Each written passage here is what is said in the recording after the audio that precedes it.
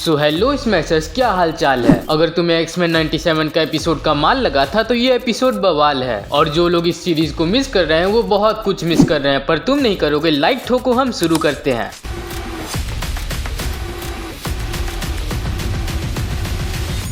तो एपिसोड 2 के शुरुआत में हमें रिकैप दिया जाता है पिछले एपिसोड का, जिसमें हम देखते हैं एक एंटी म्यूटेंट ग्रुप है और उस ग्रुप के पास सेंटिनल टेक्नोलॉजी भी है। और इसी वजह से सभी एक्समैन उस आदमी को ढूंढ रहे होते हैं जो इन सेंटिनल्स को बना रहा था, और फिर उसको ढूंढ के और उसको हरा के सभी सेंटिनल्स को डिस्ट्रॉय कर देते हैं। पर एपिसोड के एंड में हम देखते हैं मैग्नेटो एक्समैन को चार्ल्स जेवियर की आखिरी विल देता है, जिसमें चार्ल्स जेवियर ने अपना सब कुछ मैग्नेटो के नाम कर दिया होता है। और इसी वजह से अब एक्समैन भी मैग्नेटो के और जेवियर स्कूल भी। तो आज का एपिसोड शुरू होता है और हम देखते हैं एक बच्चा झूले पे फंसा हुआ है और वो झूला धीरे धीरे टूट के नीचे गिर रहा होता है। पर तभी वहाँ इमरजेंसी टीम आ जाती है जो उस बच्चे को बचाने की कोशिश कर रही होती है। पर तभी अचानक से एक झटके की वजह से वो बच्चा गिरने वाला होता है, लेकिन इमरजेंसी टीम का वो मेंबर उसे पकड़ लेता है और इसी हलचल के वजह से वो पूरा झूला गिरने लगता है। एंड तभी वो झूला अचानक से हवा में ही रुक जाता है और आराम से जमीन पे लैंड करता है। और तभी हम देखते हैं ये करने वाला कोई और नहीं बल्कि मैग्नेटो होता है, जिसे देखकर ह्यूमंस तो हैरान होते ही होते हैं, पर एक्समैन भी हैरान होते हैं कि ये मैग्नेटो कर क्या रहा है, बे ह्यूमंस को काहे बचा रहा है। और आगे हम देखते हैं उसी म्यूटेंट ग्रुप को जिन्होंने बहुत सी म्यूटेंट को पकड़ा होता है मारने के लिए। पर तभी यहाँ मैग्नेटो आता है और उन म्यूटेंट्स को बचा लेता है और उन म्यूटेंट्स को ये भरोसा देता है कि उन्हें कुछ नहीं होगा। इसके बाद हम इसी ग्रुप के एक मेंबर को भी देखते हैं जो कि एक गन में कुछ लोड कर रहा होता है और एक डेंजरस वेपन बना रहा होता है, जिसे हम आगे इसी एपिसोड में देखेंगे। और आगे हम जेवियर स्कूल का एक सीन देख रहे होते हैं जहाँ पे मैग्नेटो और एक्समैन मीटिंग कर रहे होते हैं। पर साइक्लॉप्स और बाकी एक्समैन को मैग्नेटो पे बिल्कुल भी भरोसा नहीं होता